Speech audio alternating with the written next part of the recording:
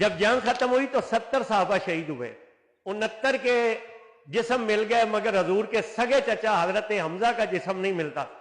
3 مرتبہ نبی پاک نے صحابہ کو بھیجا، تینوں مرتبہ کہا حضور امیر حمزہ نہیں ملتے۔ نبی پاک رو پڑے، حضور نے کہا وہ میرا چچا ہے، وہ میدان سے دوڑ نہیں سکتا۔ حضرت فاطمہ زہرا فرماتے ہیں پھر مجھے اور مولا علی کو لے کر حضور اس پہاڑی پر چڑھے جسے سب چھوڑ کر بھاگ گئے تھے۔ لاشوں کے ڈھیر میں سے حضرت امیر حمزہ کا جسم نکلا، 12 ٹکڑے تھے حضرت امیر حمزہ کے، دونوں ہاتھ کٹے ہوئے تھے، دونوں پاؤں کٹے ہوئے تھے، دونوں کان کٹے ہوئے تھے، دونوں آنکھیں نکلی ہوئی تھی، دونوں ہونٹ کٹے ہوئے تھے، ناک کٹی ہوئی تھی، سینہ چاک تھا، کلیجہ باہر پڑا تھا۔ نبی پاک نے اپنے چچا کو انگلیوں کے ناخنوں سے پہچانا۔ حضور زاروں قطار رونے لگے اور آپ نے فرمایا چچا تو نے چچا ہونے کا حق ادا کر دیا۔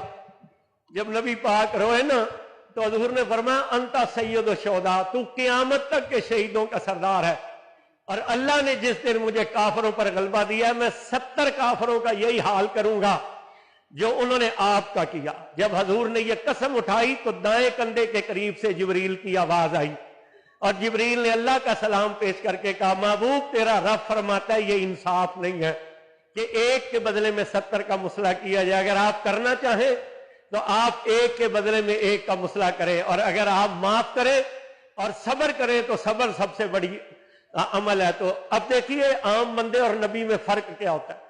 جب جبریل نے اللہ کا یہ پیغام سنایا اسی لمحے حضور نے فرمایا کہ میں صبر کروں گا اور صبر کرنے والا۔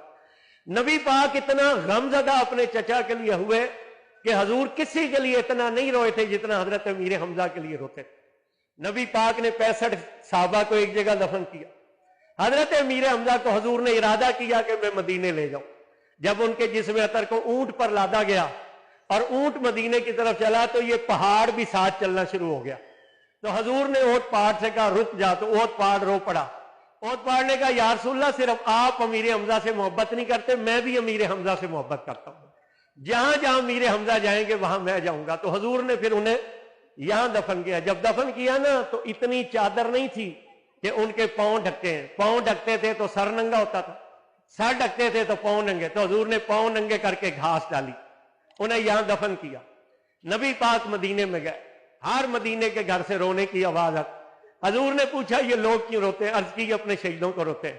حضور نے فرمایا کہ میرے چچا کو رونے والا کوئی نہیں؟ تو صحابہ نے اپنے گھر والے